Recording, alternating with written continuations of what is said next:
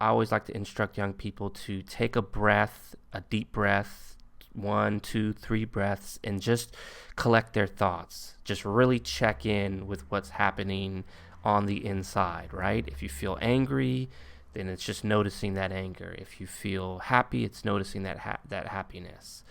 Then I ask them to, after they check in, to articulate how they feel emotionally, or what's on their mind, or how they feel physically, right? They don't just have to talk about an emotion like anger or sadness or something like that. It could be that, mentally, there's a lot of stuff on their mind and they just feel very overwhelmed with thought or something like that, right? So we want them to be able to express that same thing physically. They may just feel very physically exhausted. And the last thing is we like to try and avoid non-descriptive words, right? So a lot of young people, when you say, how you doing? They'll say cool, they'll say fine, they'll say okay, they'll say good. Even though good is somewhat of a descriptive word, a lot of people just use that as a conditioned default. And we're trying to get to a level past that level of superficiality. So we instruct them to not say those words, right? So if you can imagine, I'm with a group of young people. I know you can't see me right now because you're looking at the my screen share, but I'm with a group of young people and we go around the circle and do the mindful check-in.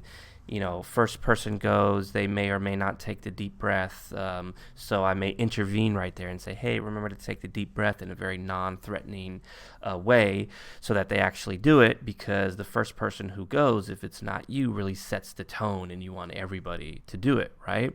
Then they go around. Some people may find a little humor in it when they take the breath, or smile or laugh or something like that.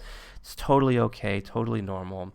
And then after they do that, after they all check in and talk about how they're feeling, then you want to have that discussion, at least just on the first time, of why you took the deep breath, right? Why was it important? And you ask them first, why do you all think it's important that you took that deep breath? And they'll tell you the answer. A lot of people say, so you can collect your thoughts, so you can just not blurt out, the first thing that comes to mind, so you can really feel how you feel first, right? So you want to gather that out of them and say, yeah, that's what a mindful check-in is. That's what a true check-in is. It's really articulating, or first checking in with how you feel subjectively, and then articulating that out in the open, either to the group, or if it's in a one-on-one session, to the other person, right?